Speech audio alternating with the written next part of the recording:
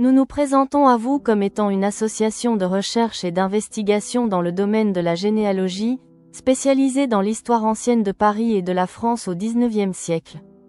Dans la biographie de Allan Kardec, que nous avons étudiée depuis 2017, nous nous sommes aperçus que ce que l'on pouvait trouver dans différentes archives en Suisse dans le canton de Vaud, mais surtout en France dans la région de l'Ain, du Rhône et de la capitale de la France, en l'occurrence la ville de Paris, soit les 4 endroits principaux où vécurent cette famille Rivail et Duhamel, ne correspondaient pas aux écrits des écrivains spirites tels Maurice de La Châtre, né en 1814 et décédé en 1900, Henri Sauce, né en 1851 et décédé en 1928, dont ces écrits biographiques ont été préfacés soit par Léon Denis, né en 1846 et décédé en 1927, ou bien par François-Marie Gabriel Delanne, né en 1857 et décédé en 1926, qui furent pourtant des contemporains de Allan Kardec, mais également plus proches de nous, des hagiographes comme André Moreil ou Jean Prieur, etc.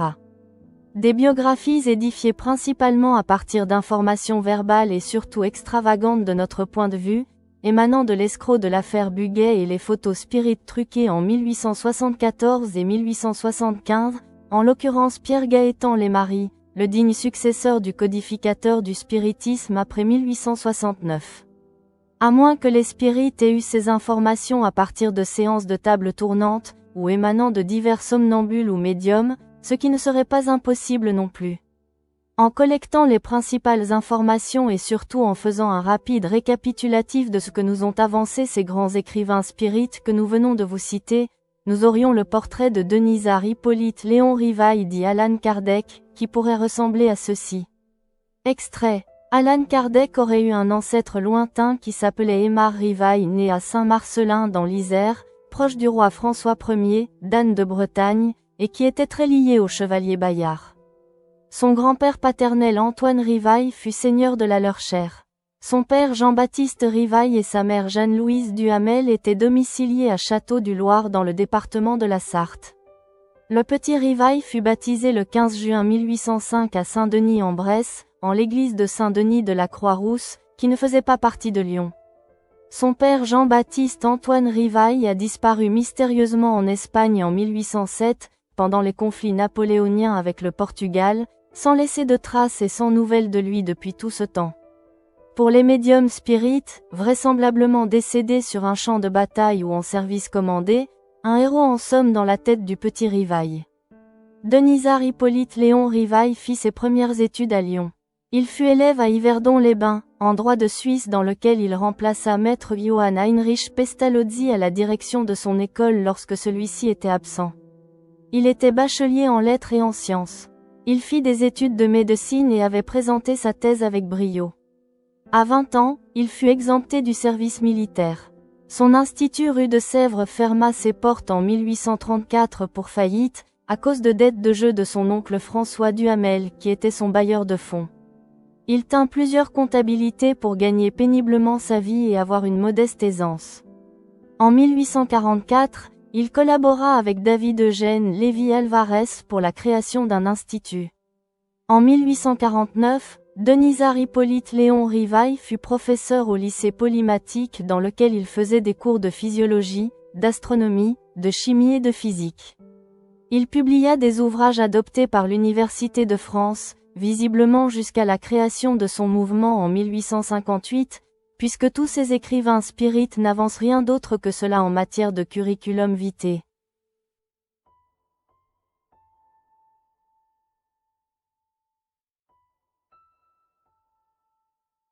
Nous n'inventons malheureusement rien concernant ce préambule, et vous pouvez d'ailleurs facilement vérifier ces écrits en tapant simplement le nom de ces auteurs sur le moteur de recherche Google, ou en vous rendant sur les sites de scientologie spirit de toutes sortes.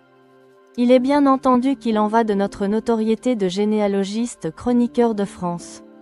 Au-delà de toutes ces brochures biographiques de Allan Kardec, qui sont encore largement en vente de nos jours au regard et à la compréhension des adeptes de ce précepte ou bien même des curieux visiteurs encore non initiés, que ce soit sur le web ou bien même au sein d'associations spirites, complètement faussées du point de vue carrière professionnelle de cet homme ayant vécu au XIXe siècle, Il existe cependant quelques rares associations spirites qui arrivent à nous conter quelque chose d'un peu plus juste, cependant dans des évidences tout à fait personnelles.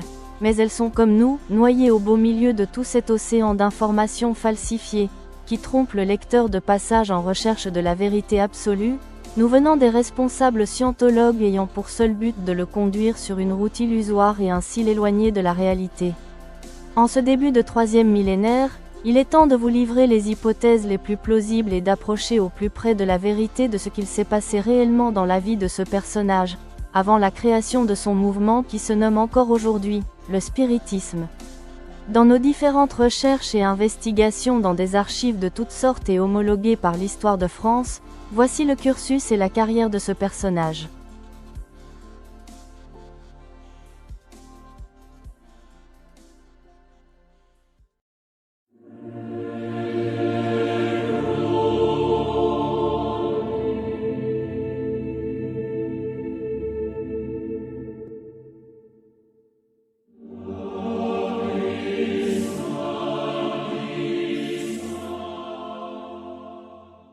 Dans le premier volet de cette biographie, nous avions évoqué la vie d'Allan Kardec depuis sa naissance à Lyon en 1804, jusque dans les années 1820, alors qu'en compagnie de sa mère Jeanne Duhamel il se trouvait à Yverdon-les-Bains en Suisse depuis 1815, à l'abri des troubles dits napoléoniens. Dans le second chapitre, nous vous avions parlé du retour en France de cette famille, vers 1820, où Denisard Hippolyte Léon reconnut Rivaille, en compagnie cette fois-ci de son oncle François Duhamel, s'implantèrent à Paris pour essayer de développer les principes de l'enseignement de Johann Heinrich Pestalozzi, jusqu'au moment où la famille Rivaille et Duhamel au complet, se sont retrouvés au 33 et 35 rue de Sèvres à Paris, dans l'actuel 6e arrondissement, quartier Notre-Dame-des-Champs, Saint-Germain-des-Prés, en l'occurrence en toute fin de l'année 1830 précisément. Dans le 3e chapitre, nous vous avions narré la vie de cette famille Rivaille et Duhamel dans l'Institut de Sèvres à Paris, à partir de 1831, Allan Kardec étant toujours sous les drapeaux à ce moment-là, de sa rencontre avec Amélie Gabrielle Boudet sa future femme, mais également de la disparition de Jeanne Duhamel sa mère, en 1832, et de son père reconnu Jean-Baptiste Antoine Rivaille en 1834 dans la ville de Périgueux, sans oublier de vous avoir parlé des nombreuses difficultés que ce personnage rencontra dans son petit établissement scolaire, très peu fréquenté, et de ses nombreuses adhésions pour le coup, très éphémères il faut le dire, dans des sociétés savantes, pour essayer de se frayer un chemin dans cette France du 19e siècle, jusqu'en l'année 1838.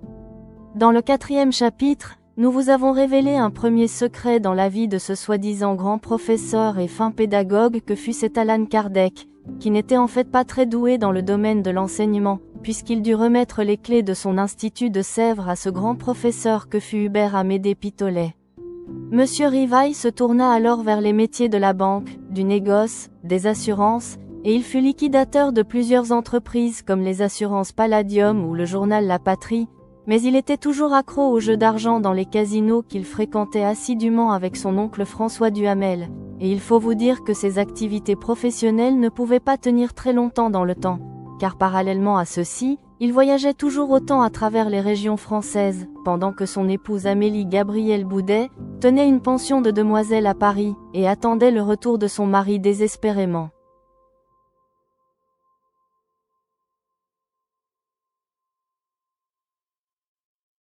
Denisard Hippolyte Léon reconnut Rivaille commença à fréquenter les loges maçonniques. Vers cette période, il se tourna vers les métiers de spectacle en tout genre. Nous devons vous dire que pendant toute cette époque, ce personnage avait également un pseudonyme, sous le vocable de Denisard, ce qui nous avait créé quelques difficultés dans nos recherches sur l'individu Rivaille. En 1845, en qualité d'auteur de pièces de théâtre, on le trouva associé à un certain Léonard Joseph Urbain Napoléon Gallois, dit l'ironiste, fils du célèbre historien Charles-André Gustave Léonard Gallois, pour une passion de salon. C'était une bleuette en un acte, représentée au théâtre de Madame Saqui, boulevard du Temple, entre le 3e arrondissement et le 11e arrondissement de Paris, quartier Folie-Méricourt. À noter que ce Léonard Joseph Urbain Napoléon Gallois fut par ailleurs un ennemi juré du grand Alexandre Dumas. Rivaille réapparut quelque temps plus tard, aux Champs-Élysées, dans les annales d'un spectacle nommé Un grand bois mal gouverné, d'après la comtesse de Ségur. À noter que pour ce spectacle, il serait très intéressant de retrouver un jour la synopsis de cette petite production, car par rapport à l'année 1845 et 1846, il se pourrait bien qu'il ait inspiré des auteurs très connus à l'époque, dans des romans célèbres parus une quinzaine d'années plus tard, comme Les Misérables de Victor Hugo en 1862, ou L'Auberge de l'Ange Gardien d'après la comtesse de Ségur, en 1863.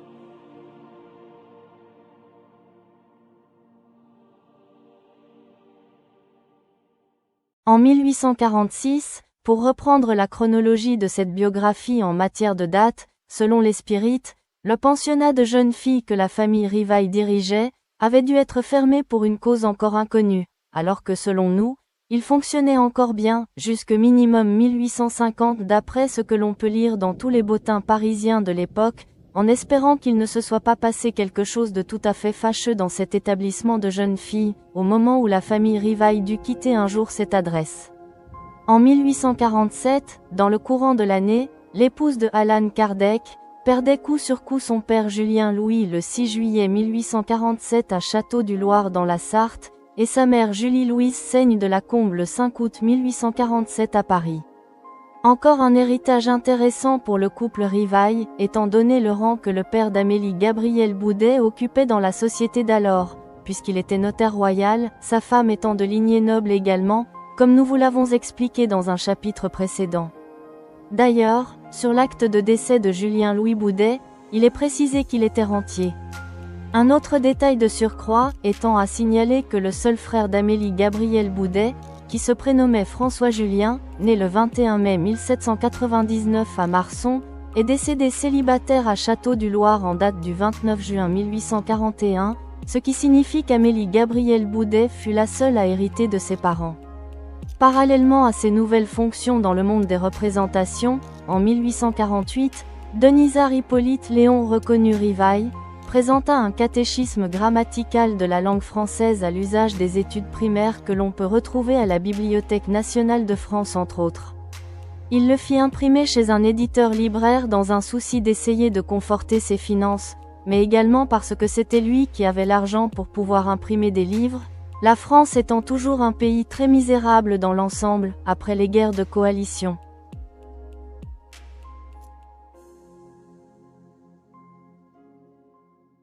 Après la Révolution de 1848, dans le domaine de ses autres activités professionnelles, puisqu'il cumulait toujours les emplois, Kardec fut contrôleur et administrateur au Théâtre des Délassements Comiques dans le 11e arrondissement de Paris, pour des spectacles entre autres de magie, mais également de coin-coin, plus connu plus tard sous le nom de French Cancan, dont certaines comédiennes et certaines danseuses se prostituaient en dehors du théâtre, et pour le coup, ce sont les spirites qui nous donnent cette information que nous connaissions, mais dont nous n'avons pas été jusque-là dans nos explications sur cette biographie, trouvant ceci quelque peu déplacé, mais c'est courageux de leur part dans la recherche de la vérité.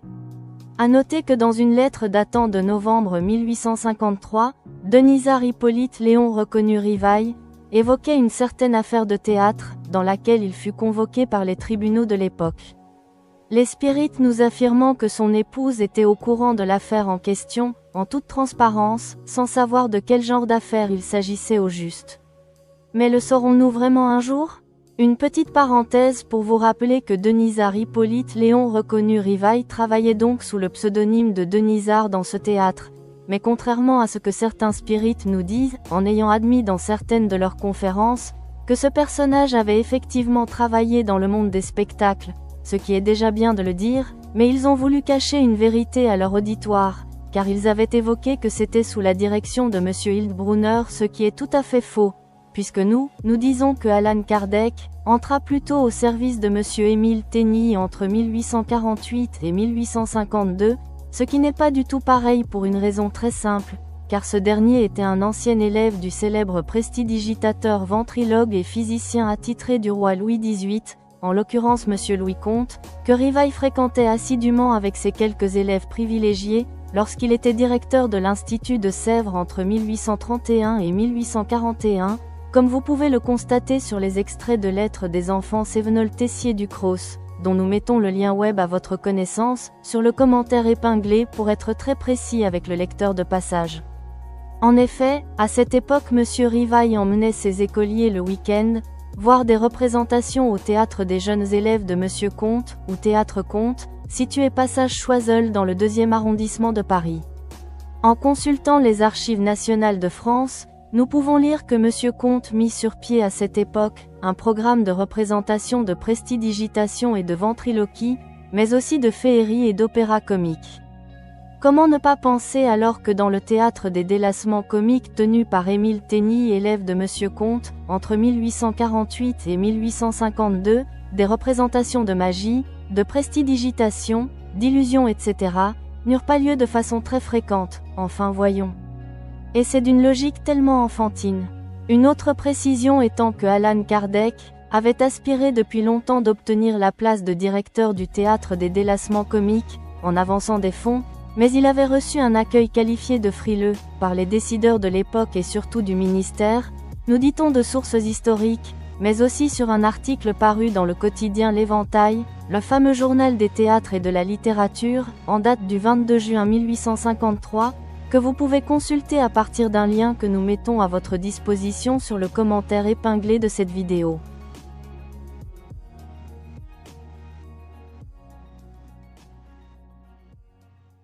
Dans le même temps, il fut employé dans le théâtre des Funambules dans le 11e arrondissement de Paris, pour des spectacles de pantomime comme contrôleur.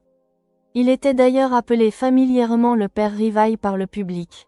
Il fut employé également comme régisseur de spectacle, dans un théâtre d'été, c'est-à-dire préparateur, coordinateur, et exécuteur de la mise en œuvre matérielle des représentations du physicien prestidigitateur Henri Lacaze, qui fut un ancien sergent-major de la Garde nationale de Paris, que Rivail connaissait peut-être du temps de son service militaire, dans cette même arme qu'il effectua dans le 11e arrondissement de Paris. Concernant cette petite salle, située à l'intérieur du carré Marigny, près des Champs-Élysées à Paris, elle fut appelée d'abord le château d'Enfer ou château du diable, selon divers écrits d'auteurs que nous retrouvons à la Bibliothèque nationale de France notamment. Elle fut plus connue sous le nom de baraque Lacaze ou pavillon Lacaze et présentait des spectacles de physique amusante, fantasmagorie, projections scientifiques, curiosités et bouffonneries spirites, dans lesquels l'artiste Lacaze convoquait déjà des esprits frappeurs, bien avant l'arrivée du spiritisme. C'étaient des spectacles très en vogue et populaires au milieu de ce 19e siècle, où l'on commençait à maîtriser l'électricité qui permettait de faire apparaître ce que l'on prenait pour des visions, notamment dans ce genre de spectacle d'illusion, pour tromper le public. Cependant, cette salle ferma ses portes à la fin 1854, pour laisser la place à d'autres spectacles d'un genre différent, en l'occurrence les opérettes d'un certain Jacques Offenbach, dans la perspective de l'exposition universelle de Paris en 1855.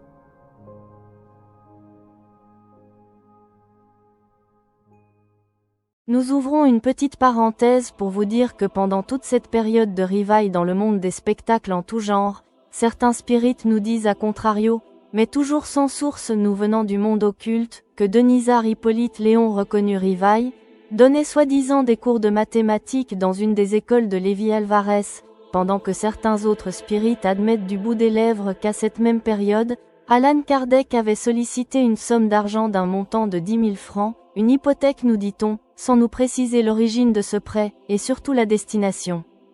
De notre côté, nous retrouvons dans cette période, simplement une petite collaboration de Allan Kardec, avec le grand Lévi-Alvarez pour l'édition d'un livre de grammaire normale, et un autre livre de dictée normale des examens, certainement une petite aide financière de Rivail à l'intention du grand maître, puisque c'est lui qui possédait les fonds nécessaires, sans pouvoir vous préciser en combien d'exemplaires ces livres scolaires furent tirés, en vous rappelant qu'au XIXe siècle les maîtres d'institut n'imprimaient des ouvrages d'éducation, que pour leur propre classe et non à une grande échelle, ce qui nous fait un peu sourire avec les indications des conférenciers spirites d'aujourd'hui concernant les fameux livres scolaires que Allan Kardec produisait selon eux, non seulement à l'échelle nationale ce qui est absolument faux, mais également nous disent-ils, pour les hautes études pédagogiques, alors que nous savons très bien de nos jours que Rivail, non seulement n'avait donné que des cours très basiques et primaires lorsqu'il était dans son institut de Sèvres dans les années 1830, mais qu'il était surtout incapable de tenir une quelconque école, que ce soit dans le domaine de la discipline,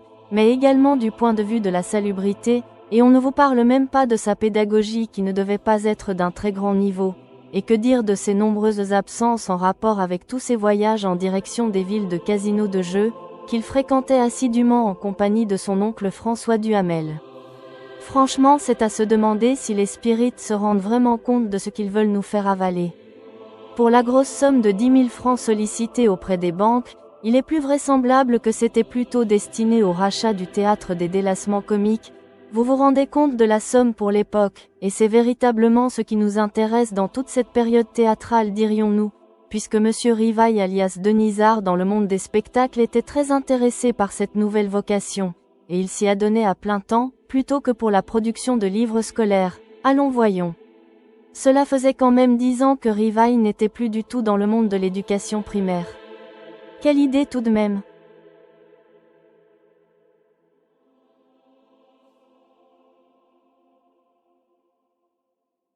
Par acquis de conscience, en consultant la biographie de David Eugène Lévy-Alvarez, établie par son fils Théodore Salomon Lévy-Alvarez dans un petit mémoire en l'année 1870, juste après le décès de ce grand professeur, on y apprend que celui-ci avait écrit beaucoup d'ouvrages classiques tirés à un certain nombre d'exemplaires.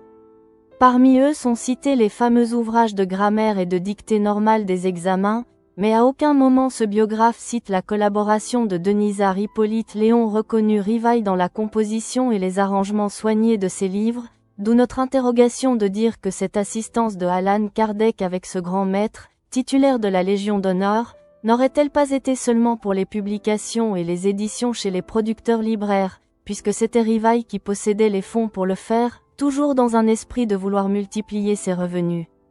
Une biographie que vous pouvez retrouver facilement sur le web, ayant pour titre « David Lévy-Alvarez, sa vie, sa méthode, son enseignement par Théodore Lévy-Alvarez ».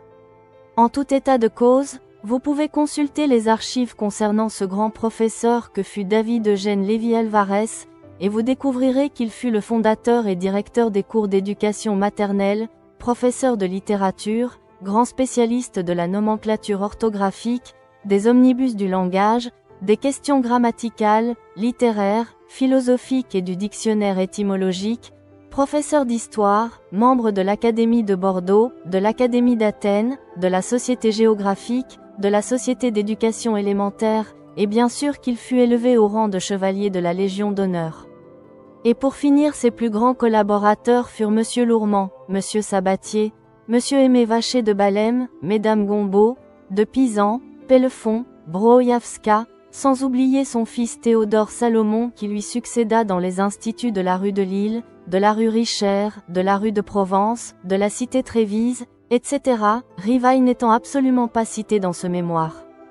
Franchement, vous vous imaginez un personnage qui collabore dans les écrits de 2 livres scolaires avec le grand maître, de plus qui prépare tous ses cours, et pour couronner le tout, qui officie dans différentes institutions de Paris appartenant à cette personnalité qu'était Lévy-Alvarez, de surcroît dans des domaines aussi différents les uns que les autres, eh bien son nom apparaîtrait en toute évidence et au premier chef, dans les nombreuses biographies de ce grand personnage, et serait mis en avant en remerciement des services rendus en toute logique, surtout de la part de cette célèbre famille qui savait reconnaître en toute humilité, et à n'en pas douter, les qualités de celles et ceux qui collaborèrent avec eux.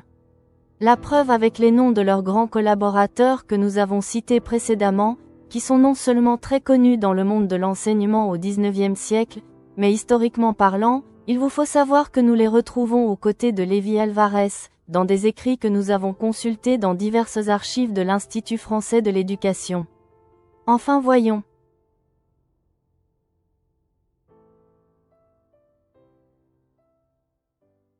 D'ailleurs, nous nous permettons d'insister encore une fois ici, que dans le domaine de la mauvaise interprétation et surtout des faits émanant des spirites, concernant cette époque sur les professions de Kardec en général, il y a tellement de controverses entre eux que cela dépasse l'entendement. En effet, dans certaines associations spirites, nous avons pu lire que dans cette période, Allan Kardec était employé soi-disant comme professeur de langue française, tantôt dans différentes institutions parisiennes de cours normaux pour institutrices fondées en 1833 par Lévy-Alvarez, tantôt comme étant préparateur de tous les cours de Lévi Alvarez suivis par des élèves des deux sexes du Faubourg Saint-Germain, qu'il enseignait aussi à cette même époque dans un autre lycée polymathique dans lequel il faisait des cours de physiologie, d'astronomie, de chimie et de physique, sans nous indiquer à quel endroit de Paris bien sûr. Dans d'autres écrits spirites on vient nous dire qu'il traduisait à cette même époque des ouvrages en anglais, en allemand, sans oublier ses célèbres cours qu'il donnait à la veillée du soir nous dit-on de sources également spirites, et encore nous en passons et des meilleurs, et le tout dernier en date, il était soi-disant professeur de mathématiques, toujours dans un des instituts de Lévi Alvarez, sans que l'on nous donne la moindre indication d'une quelconque source. À en croire tout ce que ces écrivains biographes spirites nous ont dit depuis plus de 150 ans, vous avouerez chers lecteurs que cela fait beaucoup pour un seul homme, concernant ses nombreuses activités, sur toute cette période. On se rend bien compte que si d'aventure Kardec avait été dans le domaine de l'enseignement autour des années 1840 et 1850, il est mathématiquement impossible que cet Allan Kardec soit arrivé à honorer en une journée de travail, tous ses postes à différents endroits de Paris, même avec la meilleure volonté du monde, en plus des professions qu'il exerçait dans les banques, les négoces, les assurances, et le monde des spectacles en tout genre que nous généalogistes chroniqueurs de France, mettons en avant dans toute cette période, avec des sources solides que vous pouvez consulter au moyen de liens sur notre commentaire épinglé, et non au travers de communications avec soi-disant l'au-delà, dans une totale erreur cognitive comme ce n'est pas permis. Chers lecteurs de passage, nous allons finir par supposer que Denisard Hippolyte Léon reconnu Rivail, avait de véritables dons exceptionnels pour en faire autant en 24 heures. Sans doute connaissait-il quelques trucs et certains tours, en qualité de régisseur dans le monde de la magie et de l'illusion, pour se retrouver à différents endroits de la capitale en même temps. Non, vraiment et sérieusement, une fois de plus, sur quelles archives les spirites avaient-ils vu que Kardec enseignait encore à cette époque ?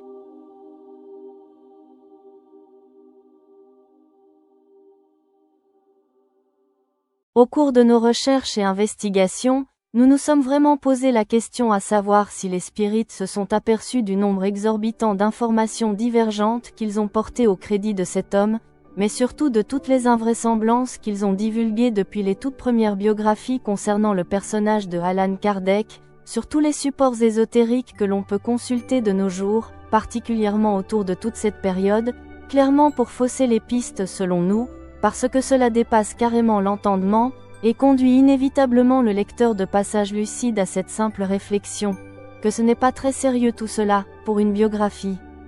Et qu'elle cache forcément quelque chose de malsain, enfin voyons. Vers 1852, la famille Rivail emménagea à une nouvelle adresse se situant au numéro 18 du boulevard Saint-Martin, autrement dit dans le théâtre même de la Porte Saint-Martin, l'un des plus grands théâtres avec ses 1800 places à l'époque, dans le 10e arrondissement de Paris, quartier des arts et métiers. Et oui mesdames et messieurs les scientologues spirites, que cela vous plaise ou non, Allan Kardec travaillait également dans ce théâtre Saint-Martin et en relation avec une agence d'artistes du nom de Rejus de Backer et compagnie, toujours sous le pseudonyme de Denisard. Cette agence dramatique jouait le rôle de correspondance à l'intention des auteurs et compositeurs dramatiques. Elle se situait au numéro 1 rue des Jeuneurs à Paris, dans le 2e arrondissement, quartier du Mail, à 2 doigts du faubourg Montmartre, et à 15 minutes à pied du théâtre Saint-Martin, puisque nous retrouvons sur le droit, le journal des tribunaux, un article en date du 23 janvier 1852 dont le lien web est consultable sur notre commentaire épinglé bien évidemment. Nous vous en donnons d'ailleurs une transcription totale qui est la suivante, afin que ce soit sans équivoque possible. Un acte qui porte le numéro 476 dans la rubrique Société commerciale et industrielle, sous signature privée fait en double à Paris le 8 janvier 1852, et enregistré au même lieu le 21 du dit mois, par le receveur qui a perçu 5,50 francs pour les droits.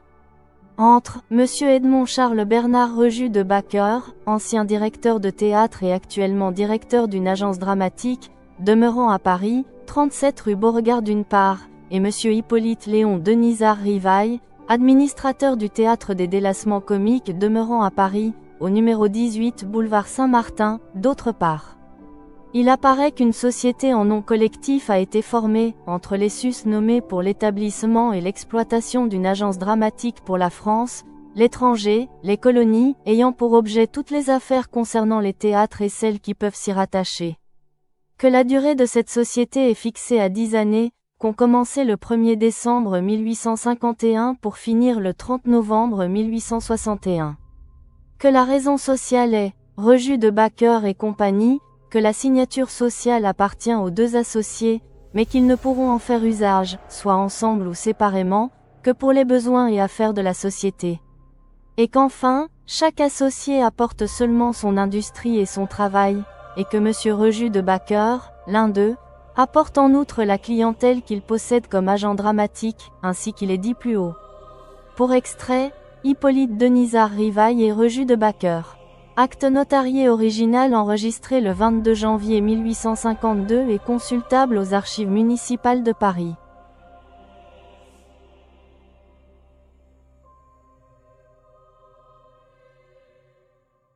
Quelques petites précisions tout de même concernant ce personnage Charles-Edmond Bernard Rejus, de son vrai nom d'origine. Il était né le 26 avril 1816 à Breuvage dans le Nord, et décédé le 17 décembre 1861 à Paris dans le 1er arrondissement. Il avait épousé en premières noces une certaine Rose de Backer, le 14 août 1839 à Valenciennes dans le Nord, et en secondes noces une certaine Adèle Alphonsine Bernoux, le 17 novembre 1855 à Neuilly-sur-Seine. Il avait exercé les professions de bijoutier, comédien, directeur de troupe de théâtre à l'Ambigu Comique, inspecteur général de l'hippodrome de Neuilly-sur-Seine, contrôleur général de l'Opéra national de la Porte Saint-Martin 18 boulevard Saint-Martin, endroit dans lequel habitait Allan Kardec, directeur associé de l'agence dramatique Rejus de Backer et compagnie, et enfin il était franc-maçon de son état.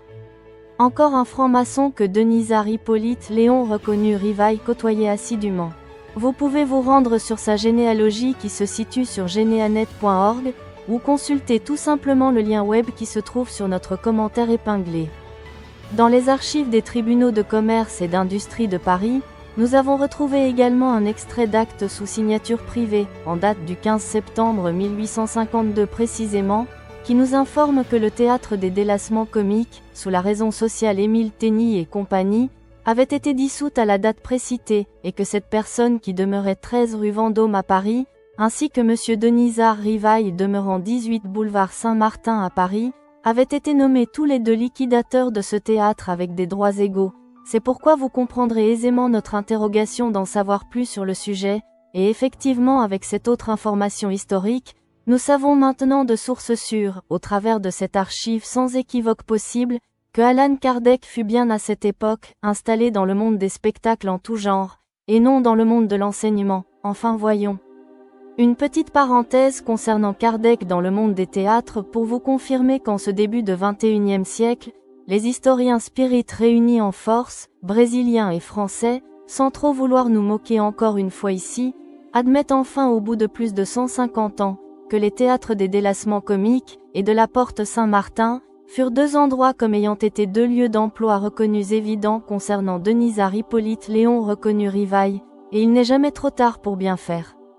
Nous avons d'ailleurs placé 3 liens web sur notre commentaire épinglé, qui vous permettront de constater avec sérieux nos dires, en l'occurrence un premier journal des tribunaux, de jurisprudence et de débat judiciaire en date du 23 janvier 1852, en page 82, rubrique contrat, et un autre journal des tribunaux en date du 30 septembre 1852 en page 944, dans la rubrique liquidation Tény et Rivail.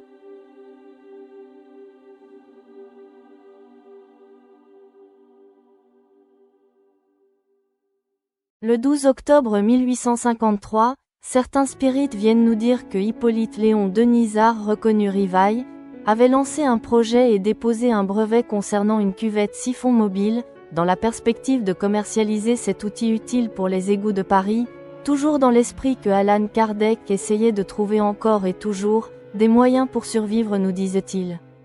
Les spirites nous informent qu'en ce milieu du XIXe siècle, c'était le début des installations des égouts à Paris qui avait eu lieu juste un peu avant cette date, mais historiquement parlant, il vous faut savoir ceci. Nous vous parlerons simplement des carrières sous l'ensemble de la ville de Paris, sans compter des catacombes. D'origine romaine, ces anciennes exploitations le plus souvent médiévales, était fait de calcaire résistant, des colonnes de la cathédrale Notre-Dame, gypse au nord de la Seine, de calcaire grossier au sud, ou de l'époque moderne, peuvent être immenses comme sous la butte Montmartre, ou bien au parc Montsouris.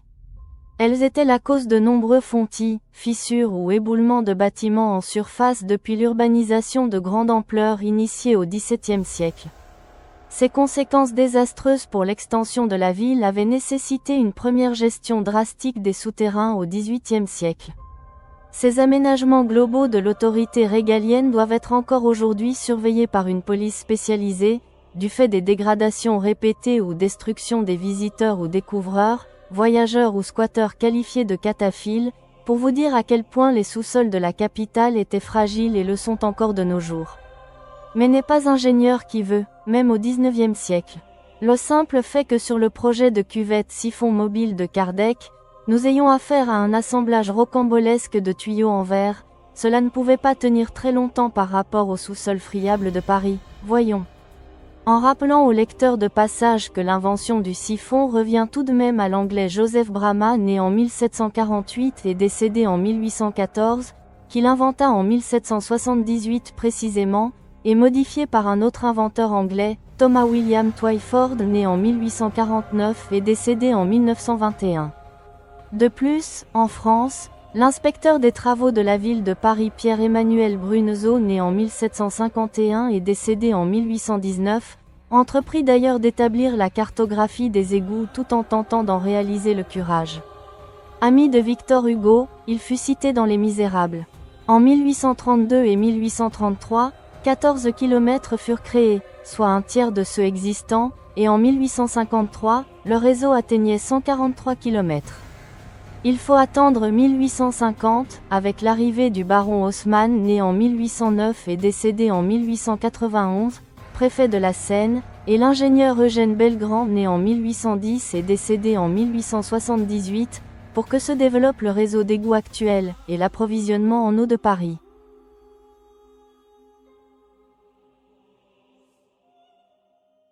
Le 21 décembre 1853, dans le journal des tribunaux Le Droit, en page 1210, nous retrouvons une nouvelle activité professionnelle de Denisard Hippolyte Léon reconnu Rivail, qui n'a toujours rien à voir avec le métier de grand enseignant et fin pédagogue tant vanté par les spirites, dont le lien web est consultable sur notre commentaire épinglé et dans une transcription totale qui est la suivante. C'est un acte qui porte le numéro 15622 d'enregistrement, en rubrique Société commerciale et industrielle. Suivant un acte passé devant Monsieur Gouchot et son collègue, notaire à Paris, le 11 décembre 1853, et enregistré. Il a été formé une société entre Monsieur Hippolyte Léon Denisard Rivail, propriétaire, ancien administrateur et sous-directeur d'une compagnie d'assurance contre la grêle et l'incendie, demeurant à Paris, 18 boulevard Saint-Martin, ayant agi comme fondateur et directeur gérant d'une entreprise qu'il se proposait de créer, sous le titre après indiqué, et les personnes qui deviendraient propriétaires d'actions de la dite société. Cette société a pour objet la création et l'exploitation d'un établissement commercial désigné sous le titre de Dépôt central des bons marchés de Paris, ou Comptoir des bons marchés de Paris, et à cet effet, s'il y a lieu, l'acquisition des immeubles nécessaires à la dite exploitation. Les opérations de la société consisteront à vendre pour compte déposant, marchand, fabricant ou particulier, moyennant un droit fixé de commission, des articles divers d'un usage courant et d'un prix notoirement bon marché pour le consommateur, eu égard à la qualité. À faire, dans les limites déterminées, des avances sur les objets déposés, aux conditions légales et d'usage pour les avances sur consignation.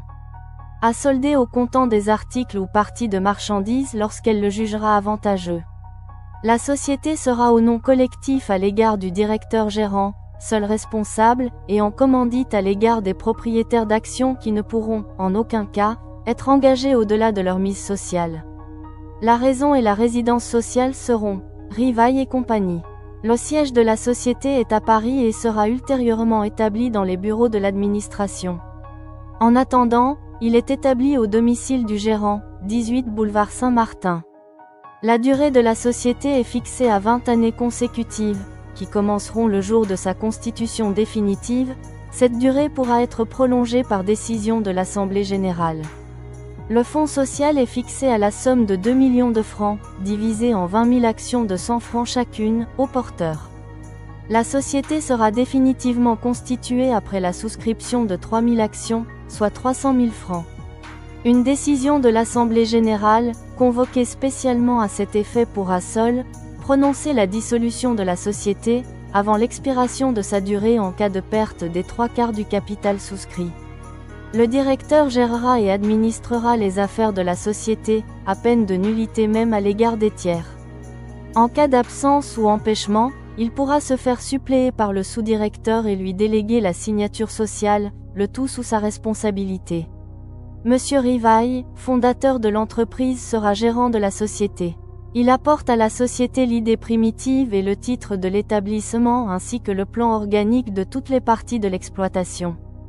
Pour extrait signé, Gouchot. Acte notarié le 14 décembre 1853 et enregistré le 15 décembre 1853. Enregistré au tribunal de commerce à Paris, le 24 décembre 1853 sous le numéro 2770/20, par maître Anatole Lemaître, demeurant 18 rue Sainte-Anne à Paris. Encore la création d'une entreprise, qui ne durera pas très longtemps, à cause de son manque de sérieux et de rigueur, dû à son addiction aux jeux d'argent dans les casinos qu'il fréquentait assidûment.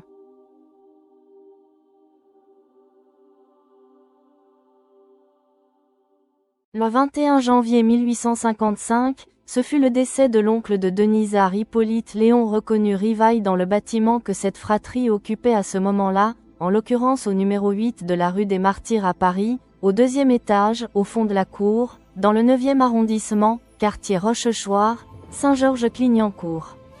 Sur son acte de décès, il est noté que cet oncle Duhamel était célibataire au moment de sa mort, et qu'il était ancien militaire de profession. Par contre, ce que les spirites ne vous diront jamais, c'est que cette adresse de Paris correspondait à ce numéro précis, à l'emplacement d'une maison close, hygiène et massage. Dans l'historique et selon le marquis Henri Pascal de Rochegude, né en 1741 et décédé en 1834, cette maison datant sans doute de la fin du XVIIIe siècle, abritait depuis des temps immémoriaux de charmantes pensionnaires chargées du bien-être des ecclésiastiques et des bourgeois. Cette maison close fonctionnait bel et bien à l'époque où le couple Rivail s'installa à cette adresse, puisque l'histoire de cet établissement qui date de la fin du XVIIe siècle, n'a jamais connu de temps mort, et nous rappelle que c'est à cet endroit que le sénateur Antonin Dubost est mort le 16 avril 1921 au 2e étage, chez Miss Ariane. Nous vous rappelons également que la loi Marthe-Richard du 13 avril 1946 nous indique que les maisons de joie furent fermées définitivement à partir de cette date précise. En rappelant aux lecteurs de passage que l'arrêté du 3 mars 1802 légiférait sur la visite sanitaire obligatoire des filles publiques pour endiguer l'épidémie de syphilis de l'époque. Sur ordre de Napoléon, le 12 octobre 1804, le préfet de police de Paris Dubois prescrivit l'organisation officielle des maisons dites de plaisir. L'année 1804 vit ainsi la légalisation de la tolérance et de la maison close. Les filles mais également les maisons étaient contrôlées par la brigade des mœurs, et vous pouvez vous rendre sur le net afin de vérifier nos informations, il en va de soi.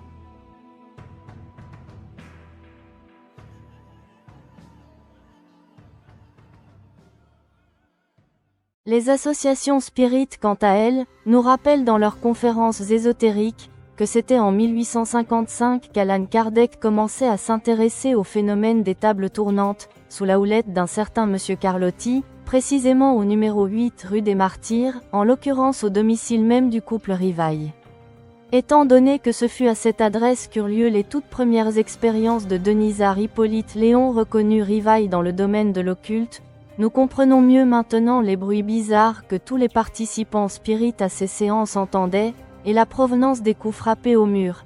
C'est également à cette période que Denisard Hippolyte Léon reconnu Rivail fut employé dans les bureaux du journal catholique L'Univers, un quotidien français situé au numéro 10 de la rue des Saints-Pères, entre le 6e et le 7e arrondissement de Paris, dans le quartier de Saint-Germain-des-Prés, vraisemblablement à l'emplacement actuel du cabaret Le Don Camillo, mais aussi dans les établissements Pélago, qui fut une librairie de dévotion catholique et ouvrages bibliques en tout genre, dont le siège social et l'enseigne étaient situés également rue des Saints-Pères au numéro 57.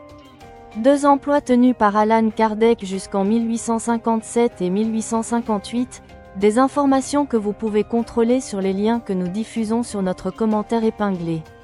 En ce qui concerne ces 2 activités que ce personnage occupait à cette époque, nous retrouvons d'ailleurs sur un site de pseudosciences, un courrier personnel que les spirites détiennent dans leur tiroir secret depuis toujours, non seulement qui corrobore notre information historique ci-dessus sur Rivail, mais qui nous indique que l'un des fils de Jean-Benoît Pélago, qui se nommait Élisée Pélago, avait écrit un jour une lettre très intéressante à l'intention de M. Camille Flammarion, un astronome français à l'esprit farfelu, qui ne plaisait pas au sein de sa confrérie scientifique, nous dit-on sur sa biographie historique présente sur le net. Il fut d'ailleurs congédié de l'Observatoire de Paris en 1862, par le grand astronome urbain Jean-Joseph Le Verrier, qui en était le directeur depuis 1854, enfin bref. Donc sur ce document, nous apprenons que ce fils de M. Pélago était logé dans un dépôt de livres indépendant de la librairie centrale de la rue des Saints-Pères. C'était un magasin d'entrepôt qui se situait au numéro 5 de la rue de Tournon, dans le 6e arrondissement de Paris, quartier Odéon, dans lequel Élisée Pélago nous révèle que M. Rivail faisait office d'administrateur comptable pour le compte de M. Pélago père, mais qu'il était en même temps au service de M. Veuillot dans le journal L'Univers rue des Saints-Pères, en utilisant sur sa lettre le mot incognito, un adverbe fort, qui désigne la situation d'une personne qui cherche à ne pas être reconnue. Il nous indique également sur ce courrier que ce Rivail était un excellent homme, mais qu'il était absolument timbré en dehors de ses obligations professionnelles. Nous remercions les spirites, s'ils pouvaient nous apporter un peu plus de lumière sur cette missive, qui devrait être étudiée et décortiquée plus en profondeur quant à son contenu général, fort intrigant et pour le moins fascinant.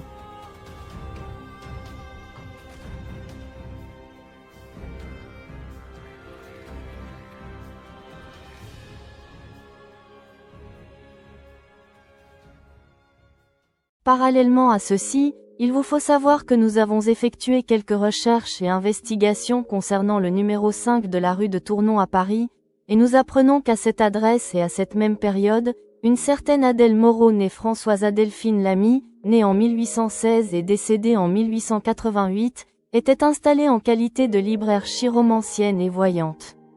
Elle fut l'élève de la célèbre Marie-Anne Adélaïde Lenormand née en 1772 et décédée en 1843, libraire, nécromancienne et cartomancienne. Adèle Moreau succéda à Mademoiselle Lenormand, et commença à exercer son art à partir des années 1850. Elle était auteure d'écrits sur la chiromancie et la voyance par les cartes, elle inventa également le grand jeu de la main.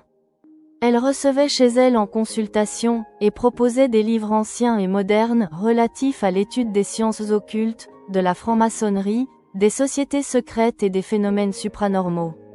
Elle était d'ailleurs classée comme étant une grande prophétesse et une grande prêtresse de l'époque et devint même un jour rentière jusqu'à sa mort, pour vous dire que de tout temps, le monde occulte a toujours bien nourri son homme, comme on dit.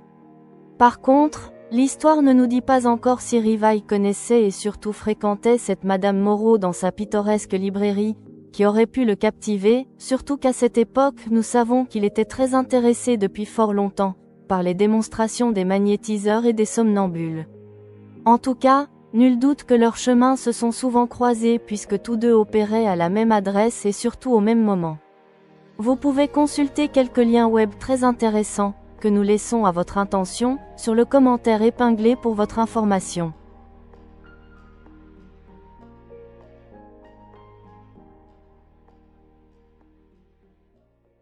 À la suite d'une faute professionnelle qualifiée de grave pour l'époque, il fut licencié à peu près dans un même temps. Concernant ces deux établissements, nous dit-on sur un article très sérieux d'un quotidien parisien de l'époque, qui se nommait Le Gaulois que vous pouvez retrouver aux archives de la Bibliothèque nationale de France, en date du dimanche 4 avril 1869, soit quelques jours après sa mort, en vous précisant que ce journal n'était pas le seul à relater cet événement, et Denisard Hippolyte Léon reconnu Rivail disparu du monde professionnel sain, dirions-nous, pour réapparaître quelque temps plus tard sous les traits d'un druide ayant vécu soi-disant à l'époque des Gaules, alors qu'il se nommait en ces siècles reculés Allan Kardec, d'après naturellement les premiers biographes spirites de base, et pour d'autres auteurs nécromanciens plus récents, s'étant bien vite aperçu par ailleurs de l'énorme bêtise des premiers curriculum vitae du personnage, parce que tout simplement chacun sait de nos jours, que les noms n'existaient pas au temps des Gaules dans notre pays, ni un tel prénom.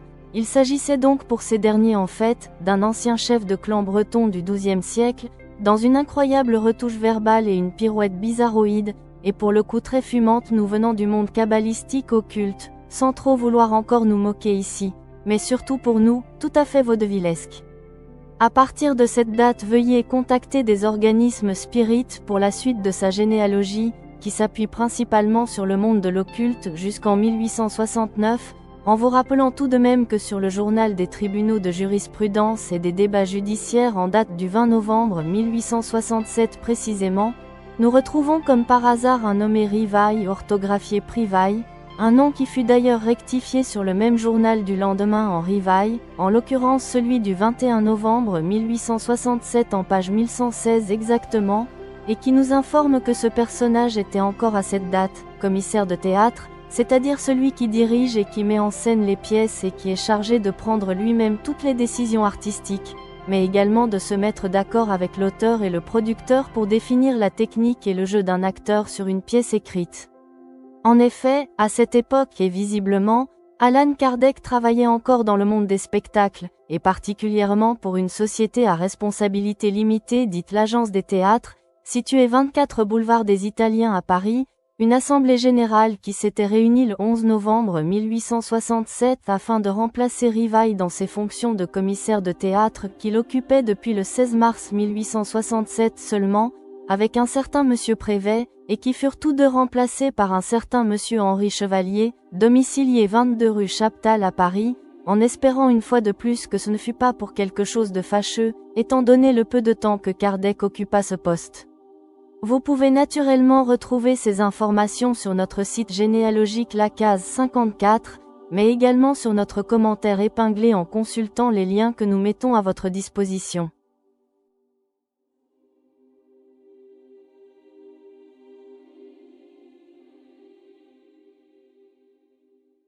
Allan Kardec s'est éteint le 31 mars 1869 à son domicile, 59 rue Sainte-Anne à Paris, 2e arrondissement, quartier Palais Royal Galion-Vivienne, d'une rupture d'anévrisme ou d'une crise d'apoplexie si vous préférez.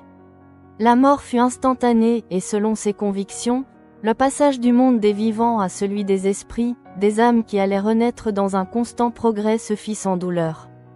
Denisard Hippolyte Léon reconnu Rivaille laissa en héritage toute sa fortune à son digne successeur Pierre Gaëtan Lesmarie, à la tête de la Société des sciences psychologiques, en l'occurrence aux représentants spirites de l'époque, n'ayant pas d'héritier direct. À noter que ce bon Lesmarie avait été impliqué et incarcéré dans l'affaire Buguet et les photos spirites truquées en 1875, et avait tenté quelques années plus tard de récupérer le gros héritage d'Amélie Gabrielle Boudet, veuve de Allan Kardec, sans succès d'ailleurs. Le corps de Allan Kardec fut transféré du cimetière de Montmartre, où il fut inhumé la première fois en 1869, et rejoignit le cimetière du Père Lachaise le 29 mars 1870, 44e division, première ligne, en lettres N.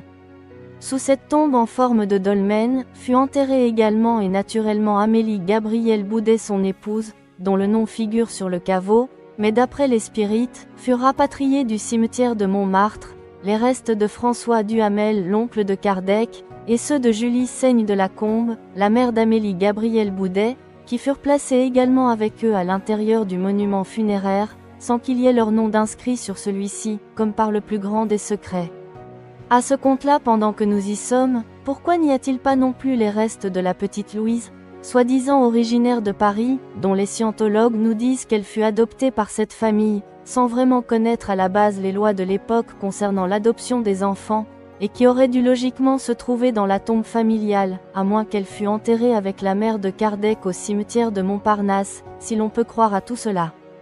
Décidément, même dans la mort les spirites ont réussi encore à placer ici, une dernière diablerie autour de toute cette famille Rivaille et Duhamel, qui la condamne de ce fait et définitivement du côté de l'obscur et de l'invisible.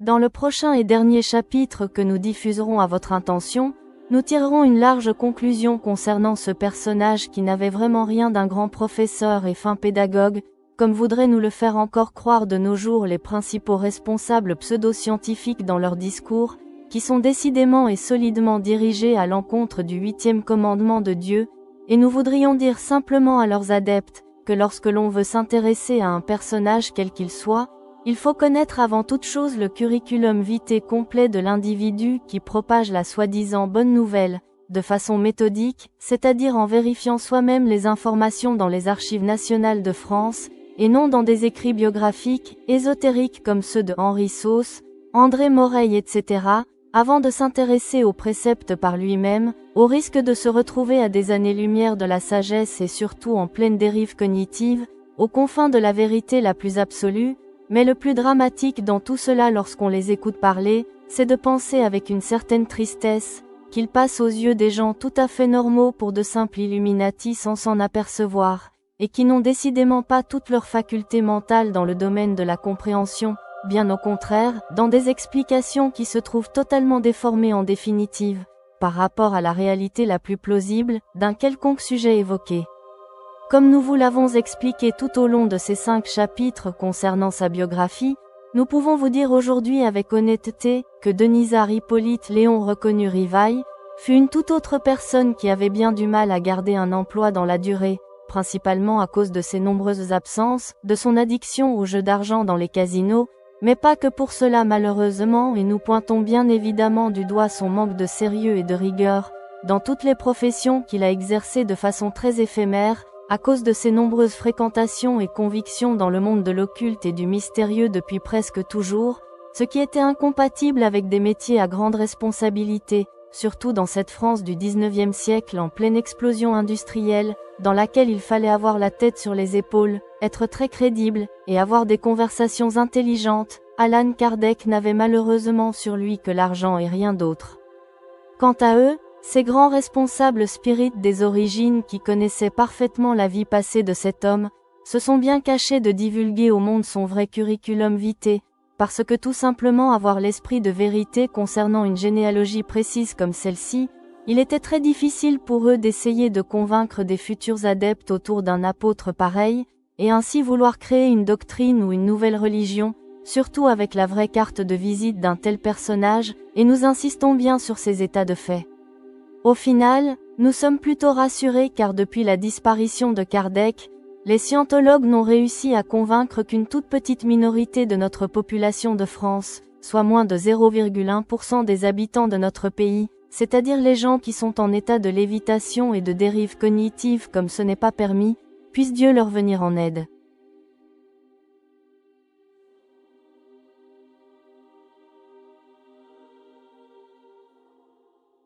Quant à Rivail en son temps, il n'avait vraiment honte de rien puisqu'il s'est fait passer durant toute son existence pour un homme de lettres, lorsque l'on songe à tous ces courriers qui se trouvent bien à l'abri de l'autre côté de l'Atlantique.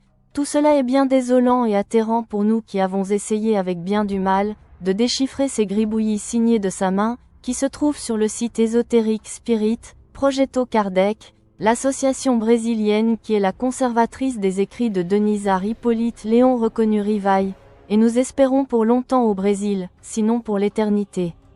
Sachez que de notre côté, nous essayons toujours de vous apporter la juste lumière et de ce qu'il y a de plus crédible, en considérant que nous n'avons pas encore retrouvé toutes les informations concernant cet homme, qui sont contenues quelque part dans nos archives nationales de France, étant toujours en recherche et investigation constante depuis 2017, et à l'écoute du moindre indice nous parvenant de tous côtés, mais si utile pour transmettre la connaissance à l'internaute, pour l'histoire. Vous pouvez consulter les liens web que nous mettons à votre disposition sur notre commentaire épinglé, et nous vous invitons à visionner le petit reportage qui suit par notre hypnotiseur et mentaliste de cœur. Nous voulons bien évidemment parler de Monsieur Cyril Dose, un petit propos ayant trait à la chronologie du magnétisme, au spiritisme, et aux expériences de mort imminente, des sujets largement développés dans les conférences spirites et qui s'adressent avant tout aux naïfs, aux oisifs et aux rêveurs, ou tout simplement à destination de pauvres gens en position de détresse psychologique, pour différentes raisons que nous pourrions comprendre. mais qui ne devrait plus être permis en ce début de XXIe siècle, de croire à de telles balivernes, surtout avec des extralucides pareils.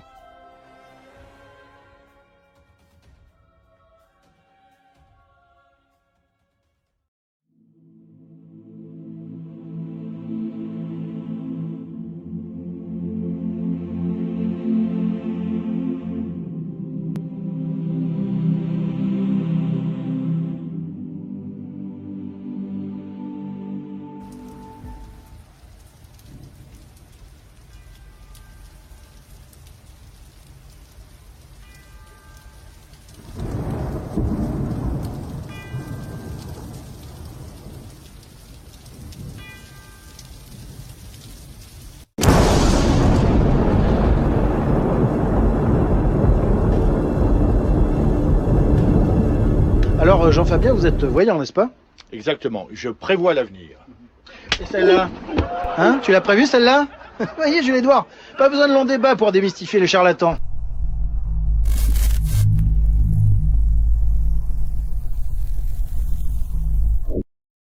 Salut les Magicos, j'espère que vous allez bien. Écoutez, cette vidéo sera peut-être certainement une de mes dernières vidéos liées au magnétisme, spiritisme, médium, etc. Voilà, je pense que c'était important de vous faire une vidéo, en fait, qui est une vidéo qui va faire un lien en fait sur les différentes vidéos que je vous ai déjà faites. Je m'explique. Je vous ai fait des vidéos où je vous parlais du spiritisme, d'autres vidéos où je vous parlais du magnétisme, de la médiumité, sans forcément faire de lien entre elles, parce que pour moi ça me paraît une évidence. Mais je me suis aperçu que c'était pas le cas pour tout le monde. Donc cette vidéo sera une chronologie de toutes les vidéos que je vous ai faites sur le sujet. Et je ne rentrerai donc pas en détail par rapport à ça, simplement en fait faire une connexion entre tout ce qui existe, entre le spiritisme, la médiumité,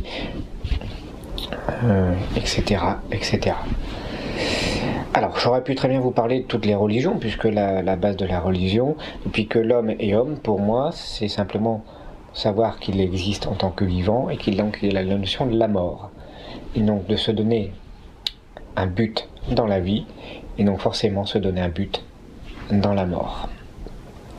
Donc je ne parlerai ni de la religion égyptienne, ni grecque, ni romaine, qui en l'occurrence pourront en faire référence, ni non plus au christianisme, même si je vais en aborder quelques notions.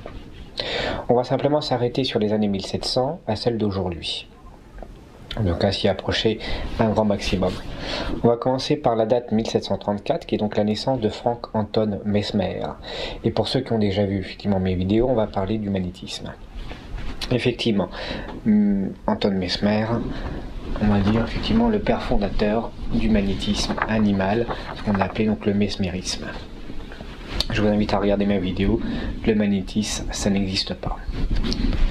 1773, magnétisme animal. Donc il faut comprendre le contexte, donc je vais parler sur les années précédentes, donc on est encore dans le catholicisme, dans la notion effectivement de l'exorcisme, et donc Mesmer va casser ce protocole-là, puisqu'effectivement quand vous aviez un patient, un malade, il y avait la notion de Dieu, du divin, du diable, donc de la possession. Vous avez un mal, c'est donc vous êtes possédé par le divin, cette notion de démon, et donc Mesmer va casser cette notion-là au niveau de la religion, et donc la notion ne se passera plus entre la religion et entre guillemets le démon, mais entre le patient et le praticien. Donc ça change tout. On va casser ces codes au niveau de la religion. Et ça, effectivement, vous allez le voir par la suite, c'est vachement important. Donc il y a eu plusieurs courants du magnétisme qui en découlent. Donc liés aux soins et liés effectivement à une notion de l'au-delà. C'est pour ça qu'on va rentrer en détail sur la notion de ce qu'appelaient donc les sujets au niveau de Mesmer, ce qu'on appelait donc les somnambules. Donc il faut savoir rapidement juste que ça veut dire que effectivement le magnétisme a été condamné dans les années 1784 et que donc bien après effectivement on va commencer à parler du spiritisme. Donc retenez bien juste simplement la notion des sujets de Mesmer avec ce qu'on appelait donc les somnambules, somnambulisme. Je reviendrai en détail après. Donc 1804, naissance d'Hippolyte Léon Denisai Rivaïs. Et pour ceux qui effectivement ont vu mes vidéos, vous savez très bien que j'ai parlé d'Alan Kardec. Abonnez-vous à ma chaîne, regardez mes vidéos et likez, partagez. Ça c'est fait. On va aller monter dans une dizaine d'années après. On va naissance de Léa Fox. Je reviendrai aussi. Donc en l'occurrence donc des sœurs Fox. Pour plus de détails, je vous invite aussi à regarder mes vidéos. L'année suivante, mort de Frank Anton Mesmer en 1815. Donc vous voyez qu'il s'est quand même passé pas mal d'années entre eux. Naissance de Kate voilà, et de Margaret dans les années 1830, donc 1836 et 1838. Et donc, naissance, entre guillemets, du spiritisme via les sœurs Fox en 1848. Et donc, pourquoi je vous ai fait un lien entre Anton Mesmer et les sœurs Fox? Un des courants, effectivement, de Anton Mesmer était donc lié à ce qu'on appelle donc je vous le dis, donc les sujets, donc ce qu'on appelait les somnambules. Il faut savoir que les médiums, avant de les appeler comme aujourd'hui on les appelle les médiums, on les appelait les somnambules. Et un des courants, effectivement, des trans magnétiques de Mesmer était un des courants, effectivement, à cette capacité de rentrer en transe et donc en communication avec l'au-delà. Vous voyez le lien tout de suite. Donc les somnambules de Mesmer avec les somnambules qu'on appelle donc les médiums. Donc à l'époque on les appelait effectivement les somnambules. Et donc le lien s'est fait là directement avec effectivement les sujets de Mesmer. Un des courants effectivement, donc c'était des trans en général très spectaculaires. Il y avait effectivement un côté thérapeutique, mais il y avait effectivement un côté spectaculaire et il y avait un côté très religieux avec cette capacité de rentrer en communication avec l'au-delà. Quand on rentrait en transe, on avait une sensibilité à pouvoir parler avec les morts. Donc les sœurs Fox, comme je vous ai dit, création du spiritisme avec effectivement toute l'histoire qui en découle avec Bisfoot et compagnie. Je rentre vraiment pas dans les détails à ce niveau-là. Sinon la vidéo durerait déjà, alors excusez-moi, je tousse un peu. L'engouement spiritisme a atteint donc son comble aux États-Unis en 1852. Vous voyez effectivement que ça prend du temps dans l'histoire. Donc avec l'arrivée des tables tournantes en 1853 et découverte des tables tournantes en 1855, donc par en l'occurrence Hippolyte Léon Denisai Rivaïs. Alors bon, lui n'y croyait pas au départ, hein, effectivement, bon, il dit c'est quoi cette connerie, etc. Et puis bon, il était dans une période où effectivement, il est rentré dans ce courant et donc lui par contre a cassé pas mal les choses, c'est-à-dire qu'effectivement, donc il a retiré donc les trans, on les a perdus avec les sœurs Fox. On a eu par contre les tables tournantes et après ce qu'on appelait les tables parlantes. Lui, il va les garder quelques années, il va commencer à les retirer à partir de 1858. Il va rejeter ce courant-là en fait et partir plus sur un courant philosophique au niveau du spiritisme, avec un côté plus philosophique. Donc au départ, on est avec le courant, je vous dis, donc Mesmer avec les trans magnétiques, avec le but à la base de soigner, et avec après donc cette notion de trans, de pouvoir parler de là. On a donc les sœurs Fox avec les tables tournantes. Et donc on arrive avec le courant en France avec donc Hippolyte, avec ce côté un peu plus religieux, donc on a philosophique on va dire plutôt. Donc le courant on parle aux morts et avec un courant effectivement en fait c'est une doctrine, c'est une philosophie de vie. Quelques années après, ça on va revenir après, donc naissance en 1859 de Arthur Conan Doyle, donc le père fondateur de Sherlock Holmes. En 1869, décès de Alan Kardec, Hippolyte Léon Denisai. 1874, naissance d'Harry Houdini. Margaret Fox en 1880. 1988, Margaret Fox confessa effectivement que le canular, elle annonce effectivement tout le protocole, comment ils avaient fonctionné, comment elle faisait bouger les tables, comment elle faisait donc des craquements au niveau du bruit avec les orteils, avec des pommes entre les genoux, etc. Donc le canular est avéré, sauf qu'effectivement, entre temps, il y a pas mal de médiums, donc c'est pas le point empirique, il va en prendre un petit coup, mais pas suffisamment, puisqu'effectivement d'autres médiums ont pris le pas, et c'est pour ça en l'occurrence que je vous ai parlé donc de Conan Doyle et de Harry Houdini, puisque eux vont avoir un incident sur les médiums bien après les Sœurs Fox. Et puis bon, ce qui est curieux en même temps, c'est que la date donc du canular, naissance de Nina Grandon, donc on en reparlera après, mais c'est donc sur la même année. Il n'y a pas de lien, mais d'autres, certains vous diront, tiens c'est marrant, confession, et puis en même temps il y a la naissance d'une grande médium, c'est original. Non, il n'y en a pas. Dans les années 1890, donc décès de Léa Fox, l'année suivante. Et en l'occurrence, pour commencer à parler donc des tables Ouija, à la base le Ouija est un jouet, Enwarn Novelty Company, c'est un jouet pour enfants. Donc quelques années bien après effectivement la notion de spiritisme. Après décès de Kate Fox, et encore une année après, donc en 1893, décès de Margaret Fox. 1896, l'expression de la mort imminente apparaît. Donc on commence à changer un petit peu de courant, donc on reste toujours dans le spiritisme, mais on commence déjà à parler d'autre chose. Vous c'est une notion, on commence à parler de la mort imminente. Donc avec pas forcément encore un protocole scientifique, mais on commence à perdre un petit peu la notion du spiritisme. 1910, tribunal de la Chambre des députés, l'écrivain Maurice Boré dénonce le spiritisme au nom de la droite nationaliste. Donc en 1910, entre guillemets, fin du spiritisme, en tout cas il est plus reconnu comme tel, il est dénoncé.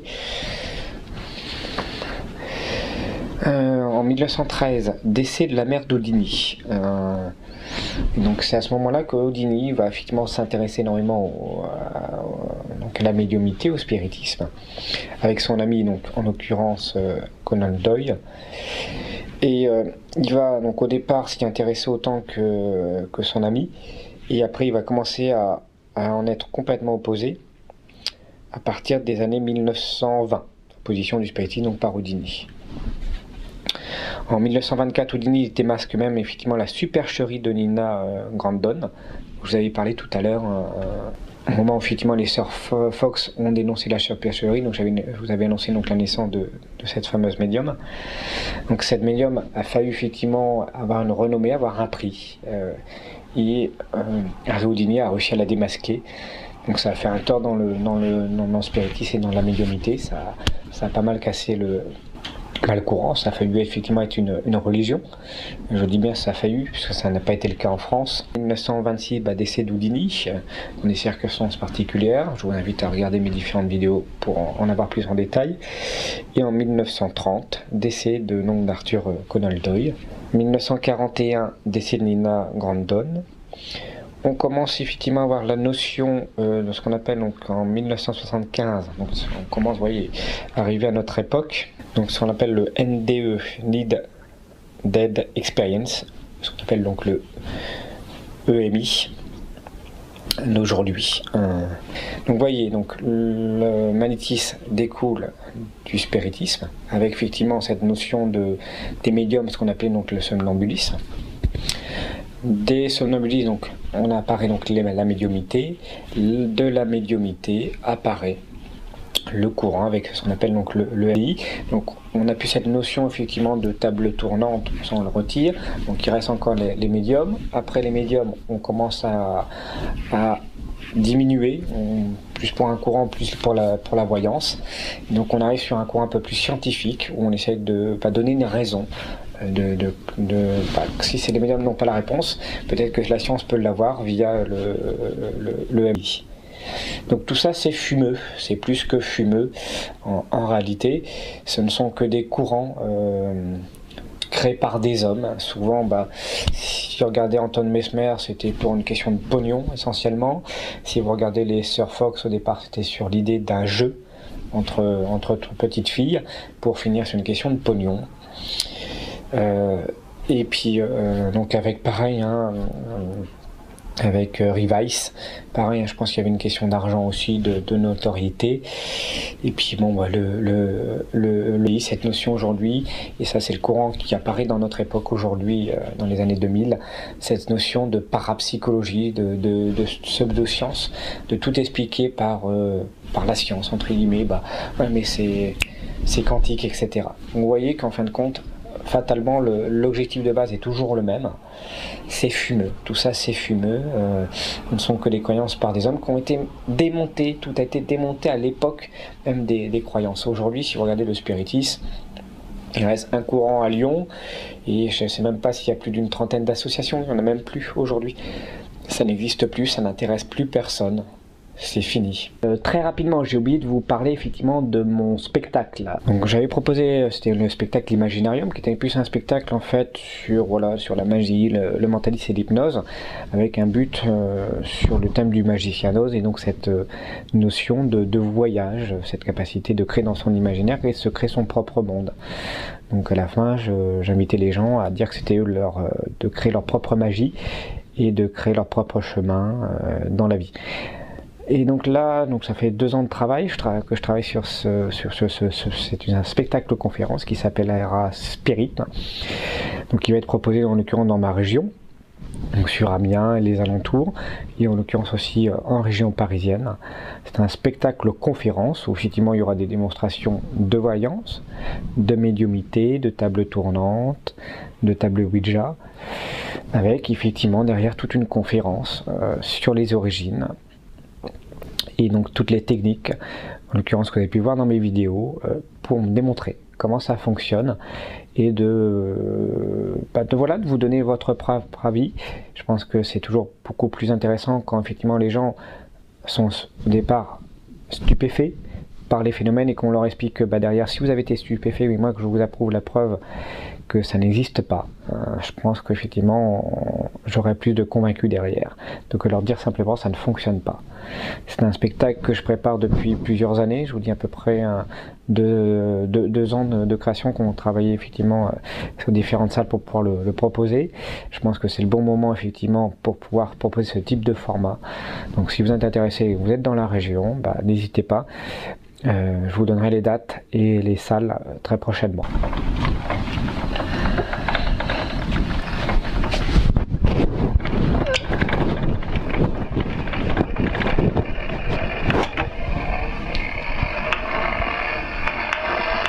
Allez, salut les Magicos, bye bye.